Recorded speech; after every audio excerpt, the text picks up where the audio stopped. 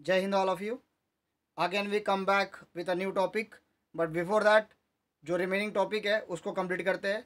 हमने कल पढ़ी थी ग्राफिकल मेथड, जिसके यूज़ करके हम साइमल्टेनियस इक्वेशन के सॉल्यूशन फाइंड आउट करते थे। अब ग्राफिकल मेथड जब हम यूज़ करते हैं तो हम लाइंस ड्रॉ करते हैं, और लाइंस ड्रॉ करते समय हमको तीन तरह के फॉर्मेट मिलते हैं। कैसे फॉर्मेट मिलते हैं, लेट्स डिस्कस। या तो वो लाइन पैरेलल हो सकती है, दोनों लाइन पैरेलल हो सकती है, कभी इंटरसेक्ट नहीं करेंगी। या फिर हमने जो पैटर्न देखा एक दूसरे को इंटरसेक्ट करेंगी। या फिर एक थर्ड पैटर्न है कि लाइन एक दूसरे पे आ जाएगी। ठीक है, तो ये तीन पैटर्न मिलते हैं। तो ये तीन पैटर्न कैसे होते हैं वो डिस्कस करते हैं। पहले suppose I have first equation x plus y equals to 5, x minus y equals to 1। ये दो इक्वेशन मुझे मिले, अगर मैं इनको सॉल्व करता हूँ तो मेरे को ग्राफ इस तरह से मिलेगा।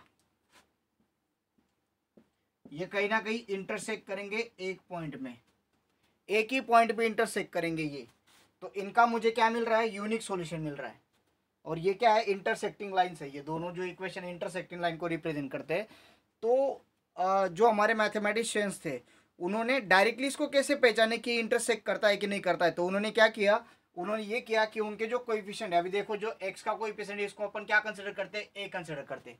हमने जनरल फॉर्म देखा, याद है आपको जनरल फॉर्म, उसमें आपने क्या देखा था कि A X plus B Y is equal to C. या फिर आप इसको ऐसे भी लिख सकते हैं, A X plus B Y plus C equal to 0। तो यहाँ पे A B C real number से कोएफिशिएंट ऑफ एक्स किसको क्या कहा जाता है, ए। कोएफिशिएंट ऑफ बी को क्या कहा जाता है, कोएफिशिएंट ऑफ वाई को क्या कहा जाता है, बी। और जो कांस्टेंट है उसको क्या कहा जाता है, सी। अब अगर आप यहाँ पे देखोगे, यहाँ पे एक्स का कोएफिशिएंट क्या है, 1 है, तो ए वन क्या आएगा, 1। हम पहले इक्वेशन के लिए ए वन बी वन और सी वन कंसिडर करेंगे।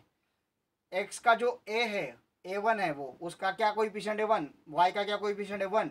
और सी वन क्या है हमारा, 5। अब ये पहला इक्वेशन था, इसलिए इसको ए one b one c one ऐसे कंसिडर किया। ठीक है, एक्स का कोएफिशिएंट 1 है, 1। वाई का कोएफिशिएंट 1 है, 1। और ये c 5, a B c. But question number 1 होने के कारण इनको a one b one c one नाम दिया। सेम अगर आप देखेंगे इक्वेशन सेकंड है, इसमें हमने a2 नाम दिया एक्स के कोएफिशिएंट को, वो क्या है, 1 है। y के कोएफिशिएंट को क्या नाम दिया, b2, वो क्या है, -1 है। और ये c जो है c2, ये क्या 1 है। तो उन्होंने कंपेयर किया कि भाई a1 अपॉन a2, ये जो भी वैल्यू आएगी वो अगर b1 अपॉन b2 के बराबर नहीं होती है। देखो ये आपको याद करना पड़ेगा, ये ऐसा नहीं सर ऐसे क्या है, इसको क्या करना पड़ेगा, नहीं बेटा, आपको सिंपल इन दोनों का रेशो लेना है। आप उल्टा भी रेशो ले सकते हो, ऐसा नहीं कि सर ये ऊपर नीचे किया तो चलता है, आप a2 अपॉन a1 लो तो चलेगा, नो प्रॉब्लम। तो मैं ये a1 अपॉन a2 अगर रेशो लेता हूँ, जो मुझे आंसर मिलेगा, समझ लो 2/3 मिला, कुछ भी मिल रहा हूँ मुझे। यहाँ पे क्या मिल रहा है, अभी देखिए यहाँ पे मिल रहा है मुझे 1/1। देखो a1 अपॉन a2 मीन्स 1/1। अब ये हम कंपेयर करते हैं किसके साथ, b1 अपॉन b2। b1 क्या है, 1 है, और नीचे क्या है, -1 है। आप बताइए ये दोनों इक्वल है क्या, एक है 1/1, एक है 1/-1। देखो साइन बदल गए, इसलिए क्या हो गया, नॉट इक्वल। अगर वो नॉट इक्वल है तो ऑब्वियसली एक दूसरे के साथ क्या करेंगे, इंटरसेक्ट करेंगे। और ऐसे लाइंस को, ऐसे इक्वेशन को क्या कहेंगे, इंटरसेक्टिंग लाइंस। और ऐसे इक्वेशन का सॉल्यूशन क्या होता है, यूनिक सॉल्यूशन होता है। ये होगी पहली कंडीशन। ये फर्दर एक डीप स्टडी के लिए इसलिए बता रहा हूँ मैं।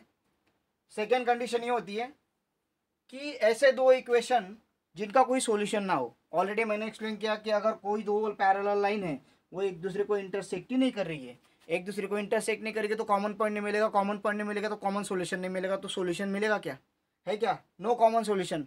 पैरेलल है, कभी इंटरसेक्ट नहीं करेंगे तो सॉल्यूशन नहीं है, नो कॉमन सॉल्यूशन। अब इसको कैसे पहचानना है, इसको कैसे पहचानोगे कि भाई जो एक्स का कोएफिशिएंट है और जो दूसरे का एक्स का कोएफिशिएंट, उसको मैंने माना a1 a2 जो 3 है।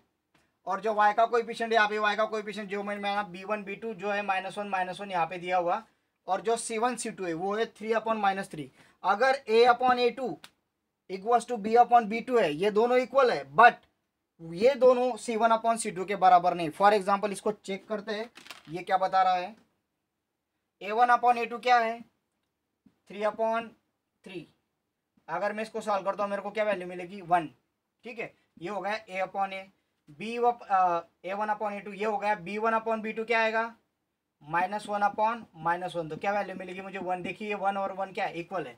It means a1/a2 equals to b1/b2 हो रहा है। बट ये देखिए आगे c1/c2 क्या आएगा, 3/-3। इसका आंसर क्या आएगा, -1, which is not equals to 1।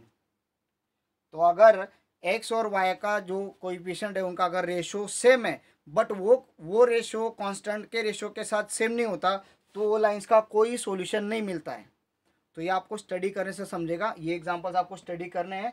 आपको क्या करना है, ये जो एग्जांपल्स है ये अभी आप लिख लीजिए नोटबुक में और आपको इनके ग्राफ निकाल के देखने हैं। आप अगर ग्राफ निकालोगे आपको समझ में आ जाएगा कौन सा पैरेलल आ रहा है कौन सा इंटरसेक्टिंग आ रहा है। ये हो गए दो। अब थर्ड कंडीशन ये है कि ये जो इक्वेशन है ये लाइन बनाता है और ये जो सेकेंड इक्वेशन है ये भी लाइन बनाता है, बट वो कहाँ पे लाइन बनाता है, उसी लाइन पे लाइन ओवरलैप हो जाती है वो लाइन। तो ओवरलैपिंग लाइन को क्या बोला जाता है, इंसिडेंट लाइन बनाता है, ओवरलैप करता है एक दूसरे पे। अगर समझ लो मेरे वही पॉइंट एक लाइन के उसी पे मैंने दूसरी लाइन बना दी, it means they are sharing common points. और लाइन तो इनफाइनाइट होती है तो उनके सॉल्यूशन कॉमन सॉल्यूशन क्या हो गए, इनफाइनाइट हो गए। So it means infinitely many solutions they are having, that is why this kind of equations are showing incident line. उनको इनफाइनाइट सॉल्यूशंस होते हैं। और इनकी कंडीशन कैसे चेक करनी है आपको कि ये a1/a2 equals to b1/b2 equals to c1/c2। अगर तीनों रेशो मीन्स x कोऑर्डिनेट का रेशो, y कोऑर्डिनेट का रेशो और कांस्टेंट का रेशो अगर सेम है then they have infinitely many solutions and they are incident line. अगर मेरा x, अभी सेकंड कंडीशन के लिए बोल रहा हूं जो पैरेलल है, अगर मेरा x कोऑर्डिनेट और y कोऑर्डिनेट का रेशो सेम है बट वो रेशो कांस्टेंट के रेशो के साथ इक्वल नहीं है तो वो क्या होंगे, पैरेलल होंगे। वो कभी इंटरसेक्ट नहीं करेंगे, उनका कोई भी सॉल्यूशन नहीं मिलेगा। और आते हैं फर्स्ट में जो हमने पढ़ा कि अगर ये रेशो एक दूसरे के साथ सेम नहीं है, एक्स और वाई का रेशो, एक्स और वाई के कोएफिशिएंट का रेशो अगर एक दूसरे के साथ सेम नहीं है तो ऑब्वियसली वो इंटरसेक्ट करेंगे और उनका एक ही कॉमन सॉल्यूशन, एक ही कॉमन पॉइंट रहेगा। तो ये था concept that I want to discuss. आपको ये एग्जांपल्स लिख लेने हैं, ये होमवर्क है, आपको ये ग्राफ ड्रॉ करने हैं और उसके फोटो मुझे सेंड करने हैं कि सर ये पैरेलल आ रहा है, ये इंसिडेंट आ रहा है या फिर ये इंटरसेक्टिंग आ रहा है। That you have to send me in a group. Okay, so जाते हैं आज का जो नया टॉपिक है उस पर। हमारा नेक्स्ट टॉपिक है डिटर्मिनेंट। इस टॉपिक में हमें 4 नंबर्स दिए जाएंगे जो वर्टिकली और हॉरिजॉन्टली के लिए मैनेज किए होंगे 2 वर्टिकल बार्स में, जो 2 रोज और 2 कॉलम में मैनेज अरेंज किए होंगे। For example the number 4 numbers are arrange in a vertical and horizontal format in the form of 2 rows and 2 column in a enclosed in a bar। जो vertical bars के इसमें आता है उसको क्या कहा जाएगा, डिटरमिनेंट कहा जाएगा। ये डेफिनेशन आपको कोई पूछेगा नहीं बट आपको ये कंसेप्ट समझना है। इसकी डेफिनेशन कभी पूछी नहीं गई और पूछ भी नहीं जाएगी। तो देखते हैं डिटरमिनेंट क्या होता है। 4 नंबर आएंगे, समझ लो 4 नंबर है मेरे A B C और D, ये 4 नंबर है। ये 4 नंबर मैंने 2 रो और 2 कॉलम में अरेंज किए और इनको एनक्लोज कर दिया वर्टिकल 2 लाइंस में। तो इसको क्या कहा जाता है, डिटरमिनेंट कहा जाता है। अब आप बोलोगे सर ये डिटरमिनेंट क्यों पढ़ा रहा है, ये बेसिक है। हमको जो नेक्स्ट टॉपिक पढ़ना है साइमल्टेनियस सॉल्व करने के लिए, जो नेक्स्ट टॉपिक है, नेक्स्ट टाइप है सॉल्व करने का, वो पढ़ने के लिए हमको ये आना ज़रूरी है। अब ये बहुत डिफिकल्ट ऐसा कुछ नहीं, बहुत ईजी टॉपिक है। इसको ये मे भी एक्टिविटी में 1 मार्क्स के लिए या फिर 2 मार्क्स के लिए पूछा जाता है। एक्टिविटी आपको 2 मार्क्स की ऑब्वियसली, बट 1 मार्क्स के लिए पूछा जाएगा, तो इसके लिए आपको रेडी रहना है। So the 4 numbers arrange in vertical and horizontal format in 2 rows and 2 column in enclosed in a vertical bars, it is called as determinant। ऐसे determinant में वो enclose है और इनकी जो वैल्यू होती है, अभी देखिए जैसे हम x की वैल्यू फाइंड करते हैं, y की वैल्यू फाइंड करते हैं, वैसे कोई डिटरमिनेंट में कोई नंबर आ रहे हैं तो ये डिटरमिनेंट की वैल्यू क्या होगी। तो वैल्यू कैसे फाइंड करते हैं, हमको a का मल्टीप्लीकेशन d के साथ करना पड़ेगा, दैट इज AD, और b का मल्टीप्लिकेशन c के साथ करना पड़ेगा और यहाँ पे माइनस साइन देना पड़ेगा, that is BC। AD minus BC। अब इसको समझ लेते हैं नंबर्स के साथ। समझ लो ये एक डिटरमिनेंट दिया गया है हमको 2 3 7 8। अब इसकी वैल्यू पूछ ली, find the value of given determinant. ऐसे क्वेश्चन आएगा, find the value of given determinant. कैसे फाइंड करेंगे, 2 8 जा, देखो ये इसके साथ मल्टीप्लाई करेगा, क्रॉस करना है सिर्फ। 2 मल्टीप्लाई बाई 8, इसको ब्रैकेट में डाल दिया, बराबर है यहाँ तक, कोई प्रॉब्लम है यहाँ तक। 2 इंटू 8 और ये 3 7 के साथ करेगा मल्टीप्लिकेशन। देखिए 3 मल्टीप्लाई बाय 7 और यहाँ पे कौन सा साइन आता है, सब्ट्रैक्शन का, एज गिवन। अब इसको सॉल्व करेंगे, 2 8 जा 16 माइनस 3 7 21, कितना आएगा वो 16 माइनस 21। देखिए छोटे नंबर में से बड़ा नंबर माइनस हो रहा है, हम उल्टा करते हैं, बड़े में से छोटा माइनस करेंगे, कितना आएगा 5, और बड़े नंबर का साइन नेगेटिव। अब एक बात याद रखना है, जो डिटर्मिनेंट होता है वो ऑलवेज कैपिटल लेटर से शो किया जाता है। इट मीन्स इसको मैं ऐसे शो करूँगा ए, तो हमारी ए की वैल्यू क्या मिली मुझे -5। आई होप सबको समझा होगा, एक बेसिक था इसलिए मैं ज़्यादा डीप में नहीं जाना चाहता इसके। ओके, सो इसका यूज़ करके हमको एक मेथड देखनी है, इसको कहा जाता है Cramer's method. What it's called? Cramer's method. कभी कभी इसको ऐसे बोला जाता है क्रैमर्स रूल, और कभी कभी इसको कहा जाता है determinant method. To solve simultaneous equation, simultaneous equation का कॉमन सॉल्यूशन फाइंड करने के लिए क्रैमर्स मेथड और रूल और डिटरमिनेंट मेथड, ऐसे अलग अलग नाम से इस मेथड को पहचाना जाता है। ये मेथड का यूज़ करके हमको कॉमन सॉल्यूशन फाइंड करना है साइमल्टेनियस इक्वेशन का। तो उसमें अगर डिटरमिनेंट नाम आ रहा है तो इसका यूज़ होगा, कुछ यूज़ होगा इसका, तो वो देखते हैं कैसे यूज़ करते हैं, कैसे सॉल्व करते हैं। एक सिंपल एग्जांपल लेंगे, उसके हिसाब से उसको समझेंगे और उसको सॉल्व करेंगे। आपको एग्जांपल ठीक तरह से देखना है ताकि आपको वो प्रोसेस समझे। और सबसे ईजीएस्ट पार्ट अगर है तो क्रैमर्स मेथड है। मैं 100% गारंटी देता हूँ, जिसको 8 का मैथ्स भी नहीं आता वो बच्चा भी कर लेगा, जिसको 5th का मैथ्स भी नहीं आता अगर मैं 4th स्टैंडर्ड के बच्चे को भी बिठा के समझाऊँ ये 2 मिनट के लिए तो भी वो ये करके दिखाएगा। इतना ईजी है क्योंकि 4th वाले को डिवीजन आती है इसलिए। So let's see that method एक एग्जाम्पल के साथ। Cramer's method to solve simultaneous equation. Example लिया मैंने x + y = 6। फेमस एग्जाम्पल है, इजी वाला इसलिए लिया सभी लोगों को ये इजीली समझेगा। x - y = 2, ये दो इक्वेशन दिए, इनका मैं पहले आंसर लिख देता हूँ। देखते हैं क्रैमर से वही आंसर आता है कि इसका आंसर क्या है। सबको पता है कि ये 4 होगा, ये 2 होगा, इसलिए 4 + 2 कितना आएगा 6 आ जाएगा। मीन्स x की वैल्यू क्या है 4 और y की वैल्यू क्या मिलेगी 2। इन दोनों का कॉमन सोल्यूशन है ये। अगर आप 4 यहाँ पे भी डालते हो 4 - 2 क्या आएगा 2 आ जाएगा। 4 - 2 2, 4 + 2 6। तो इनका कॉमन आंसर क्या आ रहा है 4 2, ये आंसर आएगा x और y का। अब स्टार्ट करते हैं, कैसे करना होगा समझते हैं। पहले तो क्रैमर्स मेथड में आपको ये जो इक्वेशंस होते हैं ये अभी ठीक फॉर्मेट में दिए हुए हैं। अगर ये अलग फॉर्मेट में मिलते हैं, कभी कभी ऐसा मिल जाता है इक्वेशन x + y + 6 = 0, यहाँ पे -6 ऐसे आ गया, तो इसको ऐसे नहीं रखना है, हमें कांस्टेंट उधर ही सेंड करना है। ये जो कांस्टेंट है -6 ये उधर जाएगा तो क्या बन जाएगा x + y = 6। तो ये इतनी सावधानी हमको लेनी पड़ेगी इस जगह पे क्रैमर्स मेथड में, कि क्रैमर्स मेथड में इधर सिर्फ x और y दिखते हैं। हमारा जो लेफ्ट हैंड साइड है और राइट हैंड साइड में आपका क्या आएगा, ऑब्वियसली एक कांस्टेंट आ जाएगा। आगे जाते हैं, स्टार्ट करते हैं। देखो आपको यहाँ पे 3 डिटरमिनेंट फाइंड करने हैं। कितने फाइंड करने हैं 3 डिटरमिनेंट फाइंड करने हैं। अब वो 3 डिटरमिनेंट कैसे बनते हैं वो समझ लेते हैं पहले। वो डिटरमिनेंट्स के नेम भी मैं बताऊंगा, नेम फिक्स रहेंगे और आपको आगे क्या प्रोसेस करनी पड़ेगी वो भी समझ लेंगे। तो फर्स्ट ऑफ ऑल हमारा पहला डिटरमिनेंट होगा डिटरमिनेंट डी। क्या नाम है उसका डी। अब ये डी कैसे लिखा जाएगा वो समझ लेते हैं। आपको ये दोनों लाइनें से बनानी पड़ेगी वर्टिकल, और यहाँ पे क्या वैल्यूज आएंगी, यहाँ पे वैल्यूज आएंगी ये जो पहला दिख रहा है आपको कॉलम, यहाँ पे सारे x के कोऑर्डिनेट x के कोएफिशिएंट लिखे जाएंगे। अब बताइए ये जो पहला इक्वेशन है पहले को पहला ही कंसिडर करो। आपने जैसे कंसिडरेशन किया वैसे इसको सॉल्व करो। आपने उल्टा कंसिडर किया है तो उल्टा सॉल्व करना पड़ेगा। मीन्स अगर आपको इसको फर्स्ट कंसिडर किया इसको सेकंड कंसिडर किया तो वैसे ही सबके लिए पुट करना है। ओके, तो फर्स्ट है, फर्स्ट का x का कोएफिशिएंट यहाँ पे लिखा जाएगा। x के सारे कोएफिशिएंट यहाँ पे आएंगे, ये x के कोएफिशिएंट आएंगे, यहाँ पे y के कोएफिशिएंट आ जाएंगे।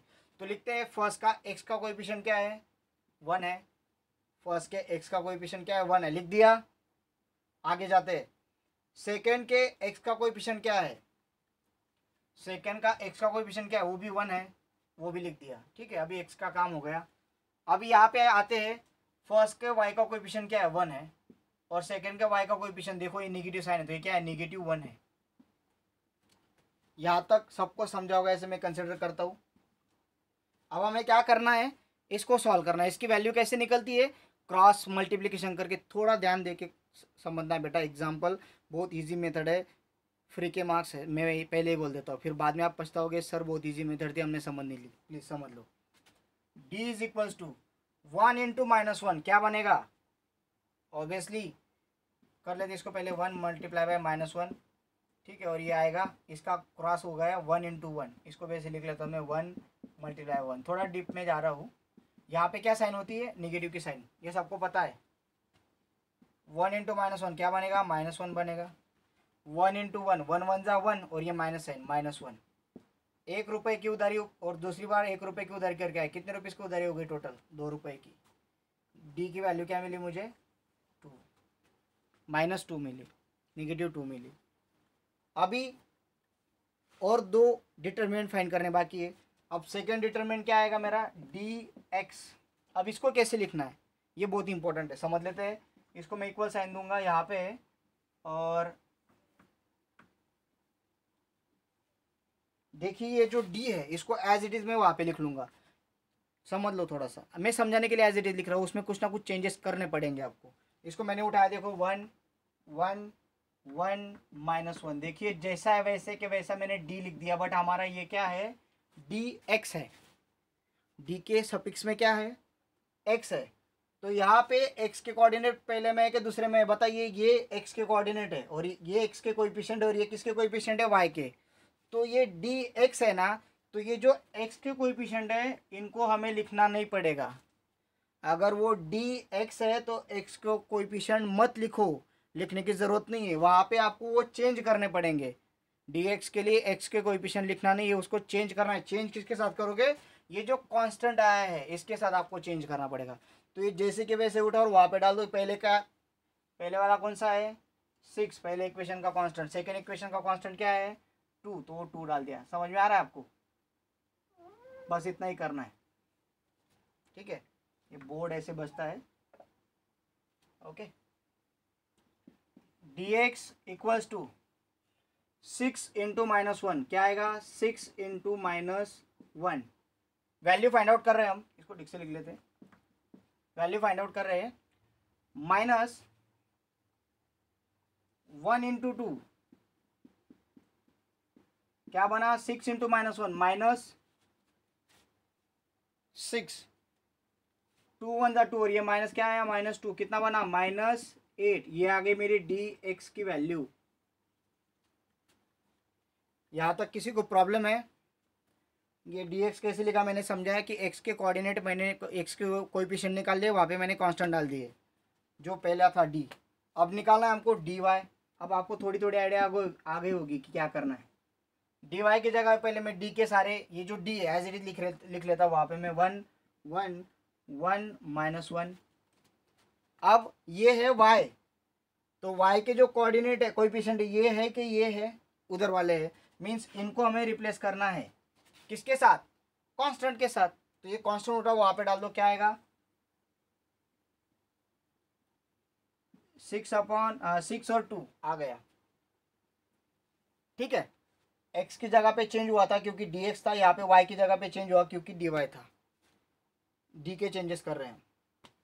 अब इसको सॉल्व करेंगे, तो 1 2 जा 1 मल्टीप्लाई बाई 2 -6 1 जा 6 मल्टीप्लाई बाई 1, 1 2 जा 2 -6 1 जा 6, कितना आएगा, -4। ये आ गया मेरा dy।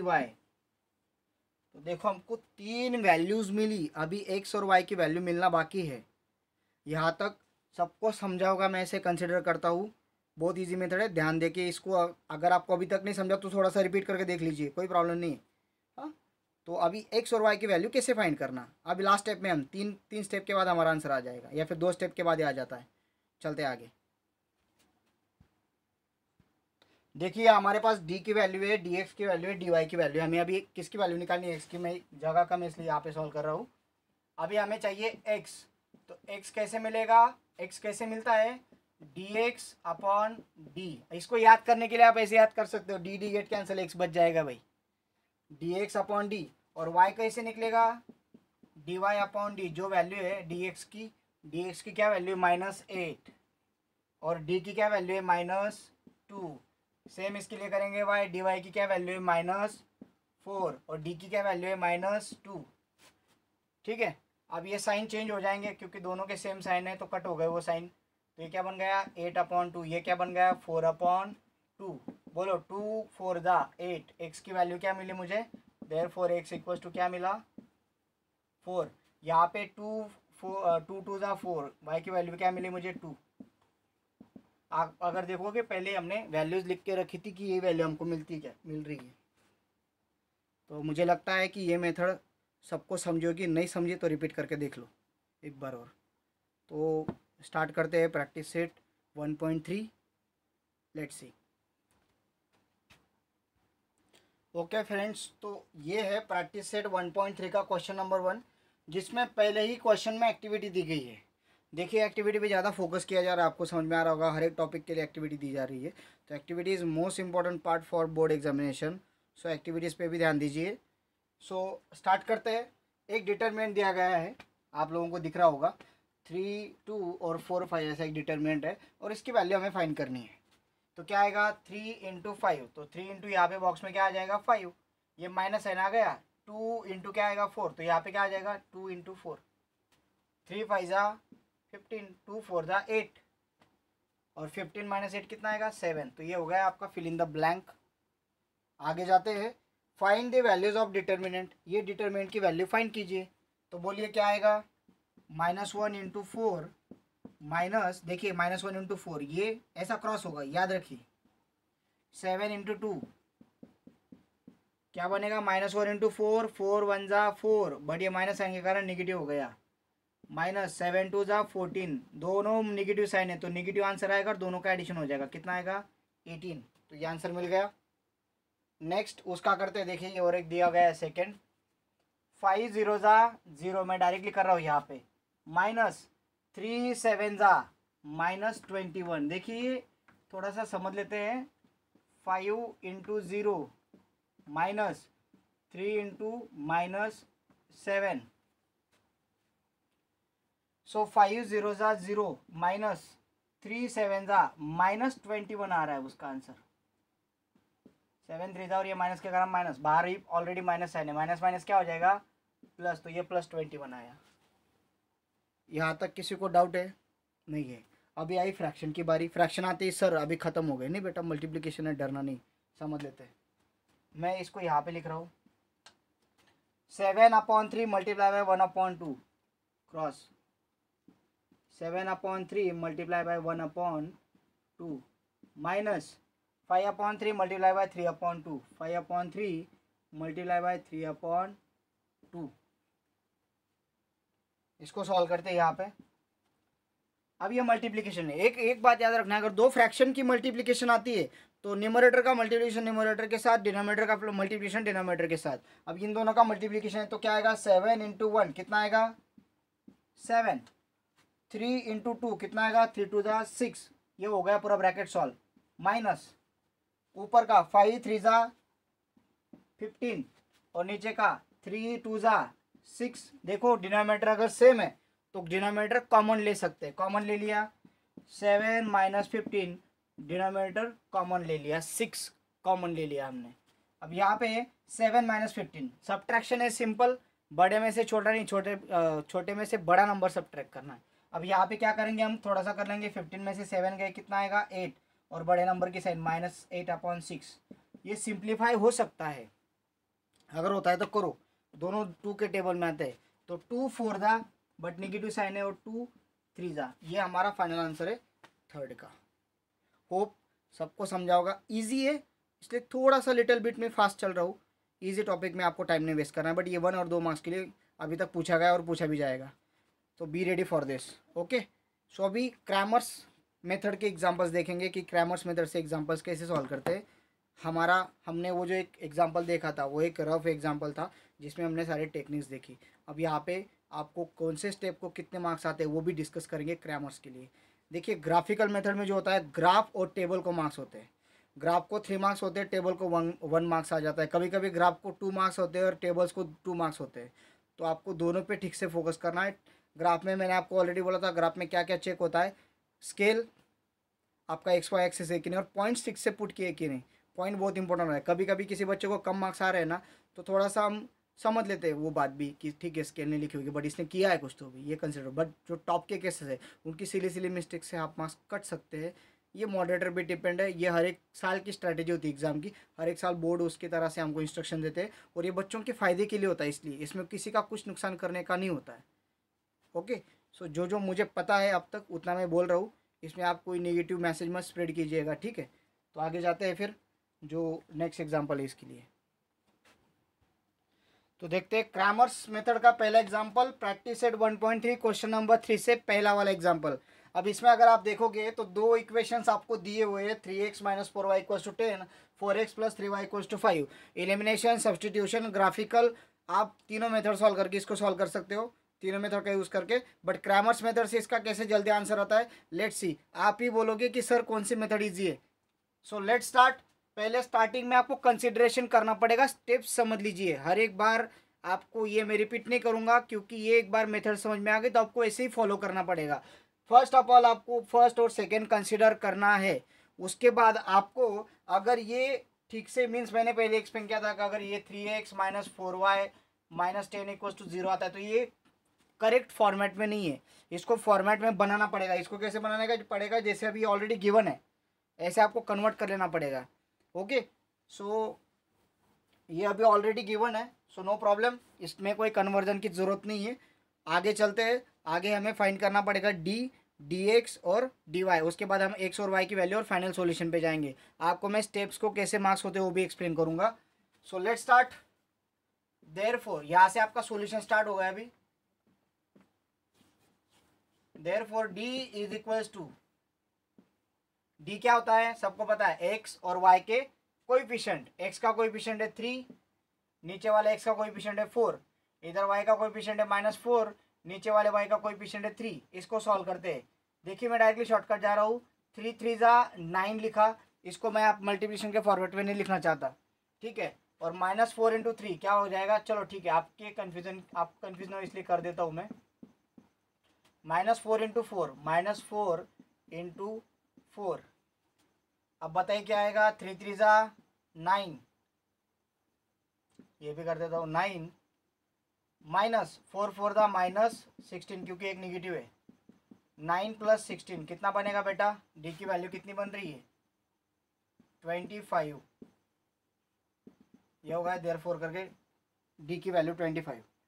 तो इस स्टेप को आपको हाफ मार्क्स मिलेगा, ठीक है। आगे जाते हैं, फिर क्या फाइंड आउट करेंगे, डी एक्स में क्या करते हैं हम, इसको एज इट इज लिख लेते हैं। देखिए 3 4 -4 3, अगर आप पेन से लिख रहे हो तो इसको लिख पाओगे क्या, ऐसे है नहीं लिख पाओगे, तो इसलिए डी एक्स लिखते समय ये कॉलम छोड़ दो, आप एक्स वाला कॉलम छोड़ देना है आपको, ये एज इट इज कॉपी करते समय ये कॉलम छोड़ दो। अब ये कॉलम में क्या भरोगे आप लोग, एक्स के कॉलम में ये कांस्टेंट नंबर 10 और ये 5, ठीक है। अब इसको सॉल्व करते हैं, ये क्या देगा, 10 3 जा 10 मल्टीप्लाई बाई 3 -4 इंटू 5, -4 इंटू 5 क्या बन रहा है, 10 3 जा 30 -4 इंटू 5 वो ब्रैकेट में आ जाएगा -20, कितना बन रहा है बेटा 30 प्लस 20, दोनों नेगेटिव नेगेटिव पॉजिटिव हो गए, कितना बना 50। ये क्या है डी एक्स। ओके, सो ये डी एक्स के सारे आंसर्स थे। डी एक्स को हम सॉल्व करते जा रहे थे आगे तक, तो डी एक्स मिल गया हमें। आगे चलते, इसको कितना मार्क्स मिलेगा, हाफ मार्क्स। आगे डी वाई फाइंड करना है, d y is equals to, अभी ये डिटरमिनेंट में हम क्या करेंगे, ये डी एज इट इज उठाएंगे बट वाई का कॉलम नहीं लिखेंगे, ये कॉलम लिख लेंगे अपना अपना एक्स का, 3/4 आ जाएगा, बट वाई का कॉलम ब्लैंक है, वहाँ पे क्या आएंगे कांस्टेंट नंबर आएंगे, 10/10 और 5, अपॉन नहीं बोल सकते उसको, 10 और 5। अब इसको सॉल्व करते क्या मिलेगा बताइए, 3 इंटू 5 -10 इंटू 4 कितना बना 15,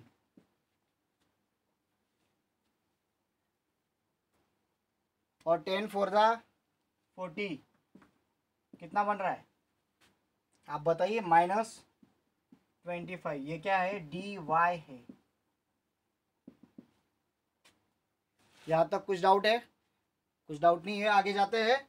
फिर देयरफॉर एक्स की वैल्यू कैसे मिलेगी, डी एक्स अपॉन डी, और वाई की वैल्यू कैसे मिलती है, इसको हाफ मार्क्स आ जाएगा। हाफ हाफ और हाफ 1.5 मार्क्स हो गए और 1.5 मार्क्स बाकी है, 3 मार्क्स का एग्जाम्पल है ये। करते हैं सॉल्व। अभी यही आएगा, इससे कुछ नहीं है, नहीं तो आप बोलोगे सर ने ये बोला ये करके जाएंगे, थोड़ा सा नंबर्स चेंज करके आएगा। dx अपॉन डी, तो dx क्या है 50 है, d क्या है 25 है, dx 50 d 25, put the value 50 upon 25, तो आपको ऐसे ही नंबर मिलेंगे जो टेबल में आते हैं, डी के टेबल में आएंगे सारे। तो d 25 टू जा आ गया x का वैल्यू। अगर नहीं आता तो फ्रैक्शन रखो, अगर नहीं आ रहा है तो फ्रैक्शन रख दो, नो प्रॉब्लम, फ्रैक्शन भी आ सकते हैं कभी कभी, ऐसे नहीं कि यहाँ पे आपको टेबल ही आएगा, बट फॉर इजी फॉर्मेट ऐसे आ सकता है। y dy upon d, d y क्या है -25 अपॉन 25 गेट कैंसिल, क्या बच गया -1। So therefore solution is x comma y is equal to x की वैल्यू 2, y की वैल्यू -1। तो इसको हाफ मार्क्स, इसको हाफ मार्क्स और ये फाइनल आंसर को हाफ मार्क्स। कितने हो गए भाई टोटल 3 मार्क्स। देख लीजिए इतना इजी है आप लोगों को। देखिए वो उसमें एलिमिनेशन सब्स्टिट्यूशन में बहुत बड़े चांसेस हो जाते हैं, अलग अलग नंबर आकर आप डर जाते हो क्या करना है क्या नहीं करना। ग्राफिकल में तो बहुत टेंशन है, वो पॉइंट्स फाइंड आउट करने में बहुत टाइम जाता है। क्रैमर से जाओ जल्दी होगा, फटाफट होगा। देखते हैं अभी आगे एग्जांपल्स, बट उससे पहले एक बात याद रखना है, यहाँ पे ये जो आप कर रहे हो ये कौन सी मेथड से कर रहे हो ये आपको नोट डाउन करना पड़ेगा। बाय क्रैमर्स मेथड, आपको यहाँ पे लिखना भूलना नहीं, ये लिखना ही पड़ेगा बाय क्रैमर्स मेथड और बाय क्रैमर्स रूल, ये लिखना आपको भूलना नहीं है। यहाँ पे ये सेंटेंस आना ही चाहिए, नोट इट। ओके, सो जाते हैं नेक्स्ट एग्जांपल के लिए। क्वेश्चन नंबर 3 का सेकंड इक्वेशन दिए गए, देखिए 4x plus 3y minus 4 equals to 0, 6x equals to 8 minus 5y। Format पूरा रॉन्ग कर दिया, मीन्स रॉन्ग मीन्स अरेंजमेंट ठीक से नहीं है, हमको अरेंजमेंट हमारे हिसाब से करनी पड़ेगी। तो हम यहाँ पे लिखेंगे arrange given equation in ax plus by is equal to c form. इस फॉर्म में हमको अरेंज करना है, मीन्स x और y रहेंगे इस साइड, वो भी x पहले y बाद में, फिर लास्ट में आएगा c। कभी कभी देखिए x और y की जगह पे दूसरा वेरिएबल भी आ सकता है, p आ सकता है, q आ सकता है, m आ सकता है, n आ सकता है, ये डिपेंड है, a आ सकता है, b आ सकता है। सो ये जब सॉरी a और b कब आएगा, एक्चुअली जब हम ये फॉर्म के साथ कंपेयर करेंगे तो मोस्टली a और b नहीं आ सकता है, बट आ भी सकता है, डिपेंड है। अगर आप ये इसके साथ कंपेयर करेंगे तो यहाँ पे अगर ये आ जाएगा 4a प्लस 3b, तो उस टाइम आपको ऐसे ही कंपैरिजन करना पड़ेगा क्या, नहीं, तो आपको डायरेक्टली ऐसे लिखना पड़ेगा arrange given equation in a general form, इसे आपको कंपेयर करके उसको कन्वर्ट करना पड़ेगा। तो इसको भी arrange in equation in X plus B Y is equal to C, इस फॉर्मेट में हम कर लेते। मोस्टली और बी नहीं आएगा मेरे हिसाब से, ऐसे लगता है अब तक तो नहीं आया है, बट आ गया तो आपको वो रेडी रहना चाहिए, वो माइंड सेट भी आपको रखना होगा। आगे जाते हैं, ये अब इसको कन्वर्ट करना है, तो इसको कैसे कन्वर्ट करेंगे, एक्स और वाई तो ऑलरेडी इस साइड है, 4 को उधर सेंड कर दो, तो क्या बन गया 4x प्लस 3y, 4 उधर गया तो क्या बन जाएगा पॉजिटिव, इसको कंसिडर कर लिया फर्स्ट। सेकंड, यहाँ पे मेरे पास x है, y है क्या नहीं है, उधर है, उसको इधर ले लो, क्या आएगा 6x, ये y इधर नेगेटिव इधर आएगा तो positive 5y is equal to क्या बन गया 8, ये बन गया second. And then you can find out d, dx और dy फाइंड कर लो, और इसकी वैल्यू आपको फाइंड करनी है, क्योंकि ये सबसे सिंपलेस्ट मेथड है, जितना आप प्रैक्टिस करोगे उतना आपके समझ में आएगा। जाते हैं नेक्स्ट एग्जांपल के लिए, ये आपको सॉल्व करना है, होमवर्क है, क्वेश्चन नंबर 2 का सेकंड, सॉरी 3 का सेकंड, ये 3 है, 3 का सेकंड एग्जांपल, और है होमवर्क। आज ज़्यादा होमवर्क दूंगा मैं, क्योंकि इजी मेथड है, आप लोग कर सकते हो, ठीक है। जाते हैं नेक्स्ट एग्जांपल के लिए। एग्जाम्पल 3rd और 4th भी आपको एक होमवर्क है, 2nd, 3rd और 4th होमवर्क है। अभी 5th की बात करते हैं। 5th नंबर एग्जाम्पल है 4m plus 6n equals to 54, 4m plus 6n is equals to 54, 4m plus 6n equals to 54, 3m plus 2n equals to 28, 3m plus 2n is equals to 28, already एक standard format में दिया हुआ है, फिर से repeat करता हूँ, 4m plus 6n equals to 54, 3m plus 2n equals to 28, correct है। इसको हम कंसिडर कर लेंगे क्या, फर्स्ट और सेकेंड, ऐसे कंसिडर कर ले। यहाँ से मैं सॉल्यूशन स्टार्ट कर रहा हूँ क्वेश्चन नंबर 3 का, ये 5th एग्जाम्पल है। अब हमें इसको क्या फाइंड आउट करना पड़ेगा, ऑब्वियसली देखो ये पहला क्या है हमारा m आया और दूसरा क्या आया है n, तो हमारा जो पहला होगा वो एम के लिए होगा, सेकेंड कॉलम किसके लिए होगा, एन के लिए होगा। एक्स आया वाई है, मैंने पहले बोला पी क्यू आ सकता है, कुछ भी आ सकता है, तो आपको उसके लिए रेडी रहना है। देखते हैं इसको कैसे करेंगे। डी इज इक्वल्स टू क्या आएगा, एम के क्या कोएफिशिएंट है 4, यहाँ पे एम का कोएफिशिएंट क्या है 3, पहले वाला स्लॉट भर गया। सेकेंड कॉलम में क्या आएगा, एन का कोएफिशिएंट, यहाँ पे भी एन का कोएफिशिएंट, ये बन गया डी। इसको सॉल्व करो, 4 2 ज़ा 8, 6 3 ज़ा 18, कितना बना 8 माइनस 18 माइनस 10, डी की वैल्यू क्या मिली -10। 4 2 ज़ा 8, ठीक है, 6 3 ज़ा 18, डायरेक्टली शॉर्टकट लिखा है मैंने अभी। वो ब्रैकेट वाली प्रोसेस आप करो, आप कर सकते हो, बट जितना शॉर्ट जल्दी मिलता है नो प्रॉब्लम। हमको इसको वैल्यू, इसको मार्क्स होते हैं, इसको नहीं रहते कैलकुलेशन को, हर एक का कैलकुलेशन का वे अलग अलग होता है। कोई 6 3 ज़ा करेगा, कोई 3 6 ज़ा करेगा, कोई 4 2 ज़ा 2 4 ज़ा, डिपेंड करता है। अभी फाइंड आउट करेंगे डी एम, क्योंकि यहाँ पे एम है। बच्चे गलती यहाँ पे करते हैं, वेरिएबल होता है एक्स आप लिख देते हो एम, वेरिएबल होता है एम आप लिख देते हो डी एक्स, तो ये गलती नहीं होनी चाहिए। यहाँ पे वेरिएबल एम है तो डी एम ही आना चाहिए, इतना आपको याद रखना है। इस यहाँ पे गलती नहीं होनी चाहिए। ये हाफ मार्क्स आपको मिल गया। आगे जाते हैं, एम का स्लॉट आपको खाली छोड़ना पड़ेगा। मैं 6 2 ले रहा हूँ, एम का स्लॉट खाली, वहाँ पे क्या आ जाएंगे ये कॉन्स्टेंट्स 54 और 28। 54 2 ज़ा कितना आएगा 108 माइनस 28 6 ज़ा कितना बनता है, बोलिए। टेबल आता हो तो बोलिए, नहीं आता हो तो चुप। तो क्या आएगा बताइए, मैं यहाँ पे कर रहा हूँ कैलकुलेशन 28 6, जिसको नहीं आता वो समझ लीजिए। अभी 28 इंटू 6 करना है तो क्या करेंगे, एक छोटा सा नंबर 28 मल्टीप्लाई बाय 6 करना है। 6 8 ज़ा कितना आएगा 48, यहाँ पे रिमेन रहा 4। 6 2 ज़ा 12 प्लस 4 कितना आएगा 16, 168, यहाँ पे 168 लिखा। इसको सॉल्व करेंगे, कीजिए, कितना आता है -60 आएगा। बड़े में से छोटा गया 60, बड़े की साइन निगेटिव, -60 आ रहा है। देखिए 10 का टेबल दिख रहा है, इजी बन रहा है, थोड़ा थोड़ा एग्जांपल आएगा, इजी आएगा। ठीक है, तो डीएम क्या मिला मुझे, डीएम इक्वल्स टू -60, इसको कर लिया देयरफॉर। फिर अभी आगे जाते हैं, आगे हमें निकालना है डीएन। डीएन का हमें स्लॉट, एन का स्लॉट ये है, तो इसको मैं ब्लैंक छोड़ रहा हूँ। ये जो है ये ब्लैंक छोड़ रहा हूँ, सिर्फ ये लिख रहा हूँ 4 और 3। यहाँ पे नंबर आ जाएंगे मेरे 54 और 28। अब करते हैं 28 इंटू 4 मीन्स 4 इंटू 28 है ये एक्चुअली, और -54 इंटू 3। करो कैलकुलेट। जिनके लिए नहीं आता उनके लिए, टेबल नहीं आते कोई प्रॉब्लम नहीं, कर लेंगे। 28 इंटू 4 कैसे बनेगा ये देखिए, 4 8 ज़ा या फिर 8 4 ज़ा 32 कैरी 3, 4 2 ज़ा 8, 8 प्लस 3 11, 112 माइनस 54 इंटू 3, 3 4 ज़ा 12 कैरी 1, 3 5 ज़ा 15 प्लस 6 16, 162। ये सब्ट्रैक्शन कितना आता है बताइए आप मुझे, कितना आएगा 50, बट बड़े की साइन नेगेटिव। सो ये आ गया हमारी एन और इसका वैल्यू। अब इसके आगे क्या निकालना है हमको, ये है डी एन की वैल्यू, देयरफॉर इसको हाफ मार्क्स आ जाएगा। यहाँ पे भी इसको हाफ मार्क्स मिल गया। आगे जाते हैं, एम की वैल्यू क्या कैसे मिलेगी, डी एम अपॉन डी, और एन की वैल्यू कैसे मिलेगी, d n upon d. D m कितना है हमारा बताइए, डी एम कितना है -60, और डी कितना है -10, minus minus get cancel, 0 0 get cancel, 6/1 means क्या आया आंसर 6। देखो माइनस माइनस साइज कैंसिल हो जाएगा, 0 0 कैंसिल हो गया, 6/1 मीन्स 6। यहाँ पे क्या है -50/-10, सेम हो गया। यहाँ पे भी माइनस माइनस साइन कैंसिल हो गया, 0 0 कैंसिल हो गया, 5/1 मीन्स क्या आएगा 5। So therefore solution is m, n is equal to 6,5। इनको भी मार्क्स रहेंगे हाफ हाफ, और यहाँ पे इसका हाफ मार्क्स, टोटल आपको 3 मार्क्स मिल जाएंगे। तो इस तरह से आपको चलना है, होप कोई डिफ़िकल्टीज नहीं होंगी।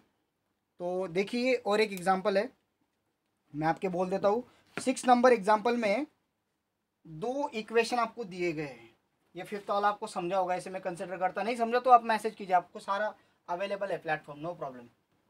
तो सेकेंड थर्ड और फोर्थ तो होमवर्क है आपको।